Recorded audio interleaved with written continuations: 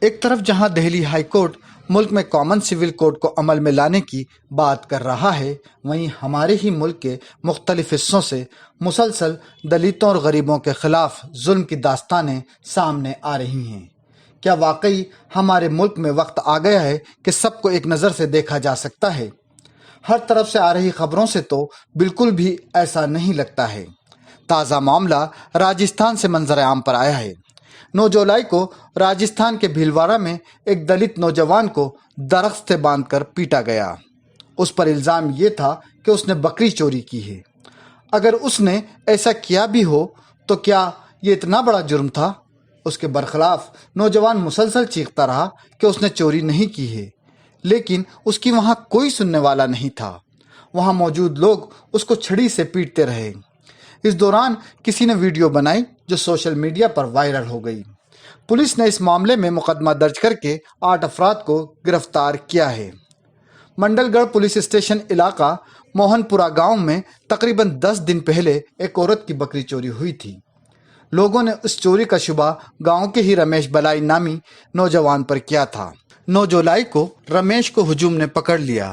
اسے پہلے گاؤں کی ہی چوپال میں مارا پیٹا گیا اور پھر اسے درخت سے باندھ دیا گیا۔ بہت وقت تک اسے درخت پر باندھ کر لٹکی ہوئی حالت میں رکھا گیا تھا۔ اس دوران گاؤں کے دبنگ لوگوں نے اس کی پٹائی کی۔ رمیش وضاحت کرتا رہا لیکن کسی نے اس کی وضاحت نہیں سنی۔ کئی گھنٹوں کے بعد اسے درخت سے نیچے لایا گیا۔ گھبرائے ہوئے رمیش نے نہ تو اس واقعے کے بارے میں پولیس سے شکایت کی اور نہ ہی کسی سے مدد طلب کی، لیکن گاؤں کے کسی شخص نے اس مار پیٹ کی ویڈیو بنائی جو وائرل ہو گئی۔ وائرل ویڈیو کی بنیاد پر پولیس 10 جولائی کو موہن پورہ پہنچی۔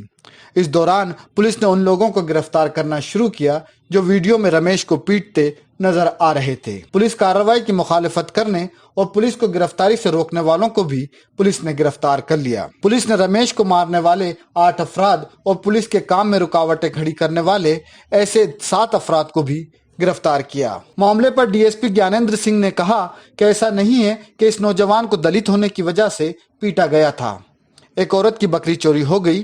کسی نے کہا کہ میں نے رمیش کو بکری کے ساتھ دیکھا ہے۔ اس پر لوگوں نے شک کی بنیاد پر نوجوان کی پٹائی کی۔ نوجوان خوفزدہ ہو گیا۔ جب ہمیں پتہ چلا تو ہم نے عینی شاہدین کے بیان کی بنیاد پر مقدمہ درج کیا اور ملزمان کو گرفتار کر لیا۔ اس معاملے میں 8 افراد کو گرفتار کیا گیا ہے۔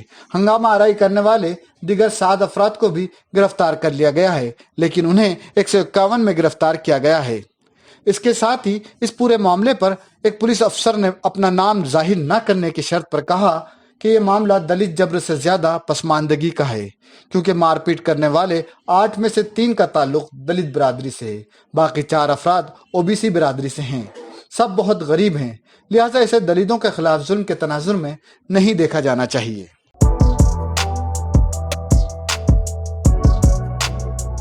آپ کو ہمارا یہ ویڈیو کیسا لگا؟ کمنٹ کر کے بتائیں۔ اگر پسند آئے تو اسے لائک اور شیئر ضرور کریں، ساتھ ہی ہمارے چینل کو سبسکرائب کریں۔ شکریہ۔